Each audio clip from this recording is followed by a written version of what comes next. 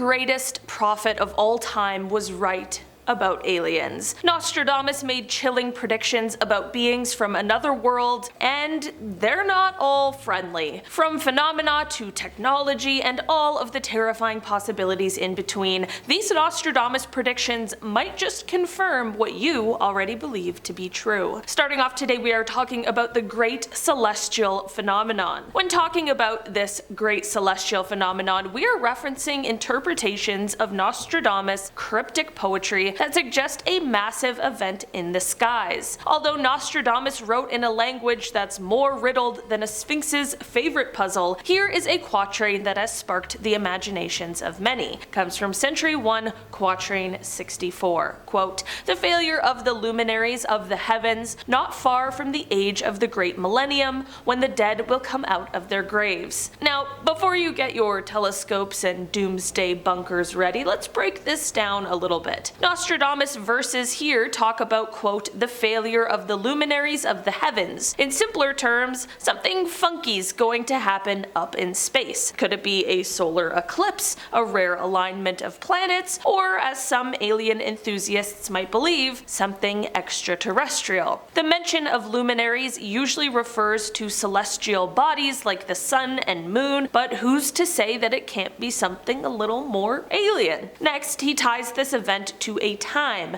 quote, "not far from the age of the great millennium." If you're thinking about the year 2000 or 3000, you're definitely in the ballpark, though with Nostradamus the exact timing can be as elusive as a clear night in a city. This timing has led some to speculate that whatever this celestial phenomenon is, it could be linked to major events or transformations in human understanding or society. Finally, the creepiest part. Quote, "when the dead will come out of their graves." This line has been a field day for interpretations. Is it literal, like a zombie apocalypse, or more metaphorical, meaning old ideas and theories could be revived? Or perhaps, in an extraterrestrial twist, it could signify an awakening or a revelation of hidden truths from past civilizations, possibly linked to alien ancestors or ancient astronauts. Putting it all together, while it's a blast to think about aliens cruising through our atmosphere and shaking things up, Nostradamus' quatrain could just be using poetic language to discuss astronomical phenomena and societal changes. Whether it's a rare cosmic event or just a super cool space party that we misinterpret as an alien invasion, it's clear that this prediction is looking at something big. Next, we are talking about extraterrestrial visitors. In Century 1, Quatrain 64, Nostradamus writes, quote, "at night they will think they have seen the sun. When they see the half-pig man, noise, screams, battles, seen fought in the skies. The brute beasts will be hard to speak." Imagine chilling out on a nice quiet night and suddenly you think you see the sun blazing in the sky, but wait, it's nighttime, right?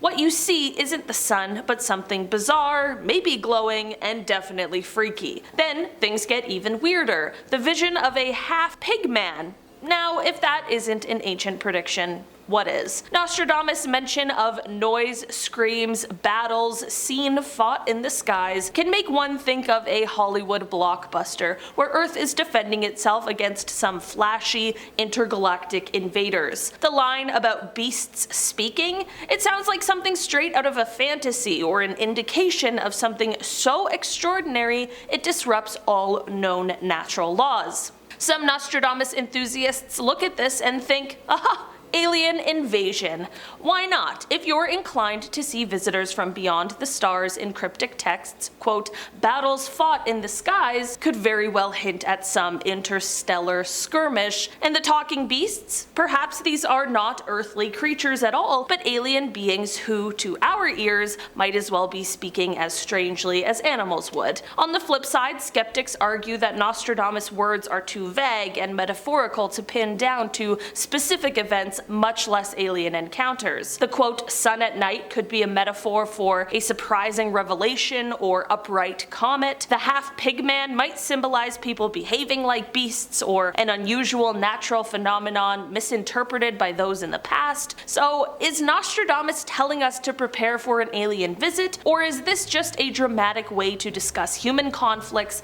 celestial surprises, or even just a poetic exaggeration of the turmoil of his times? That's the fun and frustration of dealing with prophecies. They're like a canvas for our imaginations, whether you see them as predictions of alien invasions or just a reflection on human fears and hopes. They definitely keep the conversation interesting. Next, we are talking about a new understanding. We're heading over to Century 2, Quatrain 46. Quote, after great trouble for humanity, a greater one is prepared. The great mover renews the ages. Rain, blood, milk, famine, steel, and plague. Is the heavens' fire seen, a long spark running? First up, Nostradamus is a bit of a drama king. His writing style is all about the big, dramatic imagery. In this quatrain, he's throwing out words like rain, blood, milk, which smack of symbolic overload. The great trouble for humanity bit can be a bit of a catch-all. You could fit anything from wars to natural disasters under that umbrella. But here's where things get really interesting. Quote, is the heavens' fire seen, a long spark running? This line has definitely excited UFO enthusiasts and alien theorists. Why? Well, it conjures up visions of something unusual and powerful in the sky, perhaps a comet, or if you're leaning into the alien angle, maybe a spacecraft or some otherworldly phenomenon streaking across the heavens. If we squint a little bit and tilt our heads, the heavens' fire might not just be a literal fire or a celestial event. It could symbolize a groundbreaking revelation or encounter that shifts our understanding of the universe. Imagine if this long spark were an encounter with an alien spacecraft. That would definitely qualify as a new understanding, right? Next, we are talking about technological advancements. These advancements that could boggle the mind, possibly thanks to our intergalactic neighbors. One of the quatrains that gets a lot of airtime in alien and tech theory circles goes something like this. Quote, the moon in the full of night over the high mountain. The new sage with a lone brain sees it, by his disciples invited to be immortal. Eyes to the south, hands in bosoms, bodies in the fire. What's happening here? Nostradamus talks about a new sage, some kind of genius or visionary who sees something significant when the moon is high. Now, if we let our imaginations run wild, this could sound like someone witnessing or harnessing some kind of otherworldly tech under the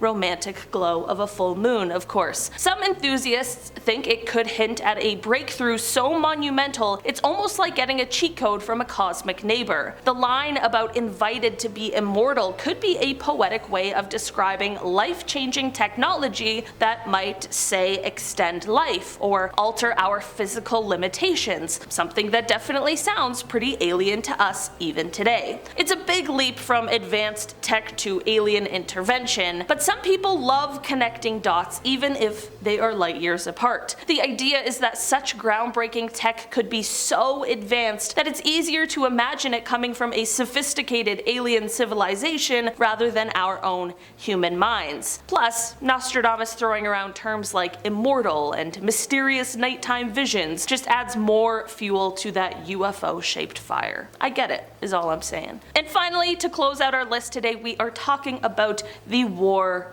of the Worlds. One quatrain that stokes this extraterrestrial fire goes a little something like, quote, in the year of the new century and 9 months, from the sky will come a great king of terror. The sky will burn at 45 degrees. Fire approaches the great new city. Now, if you're thinking that's obviously aliens, hold up. This one in particular, which is Century 10, Quatrain 72, has been linked to everything from the Great Fire of London to various modern events. First off, quote, "The year of the new century and 9 months has made some folks scratch their heads. Is it September of 2001 or 2099 or some other century?" However, the quote, "king of terror coming from the sky" makes some think of an alien invasion, as it sounds more Hollywood blockbuster than historical event. While for this line, the alien invasion theory is a fan favorite historically, it's been tied to anything sky related. Think comets, asteroids, or even groundbreaking discoveries that change our worldview. The part about the sky burning at quote 45 degrees and fire approaching the quote great new city adds to the dramatic flair. Some think this might describe the angle of a comet or meteor entering Earth's atmosphere, or metaphorically it could refer to a pivotal moment that shifts our perspective drastically, like say, discovering we're not alone in the universe. What's fun about this War of the Worlds Nostradamus style is that it isn't necessarily about Martian invasions or intergalactic warfare. Some interpreters suggest it's more about facing something entirely unexpected that shakes up humanity's status quo, maybe encountering advanced alien technology or even starting to communicate with extraterrestrial beings. It's about the unknown, the kind of stuff that transforms our understanding of everything around us. Alright guys, that has been our list for today. Thanks so much for checking it out. I've been your host today, Olivia Kozlowski, and I will see you again soon. Maybe even tomorrow. Who knows? Check back. Bye!